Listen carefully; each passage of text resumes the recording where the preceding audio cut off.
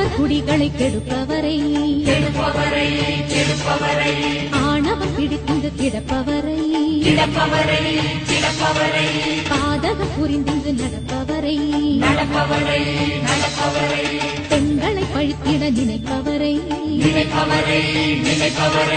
மாய்த்திட சாய்த்திட கண் விழித்தாள் ஆயிரம் ஆயுதம் கையெடுத்தாள்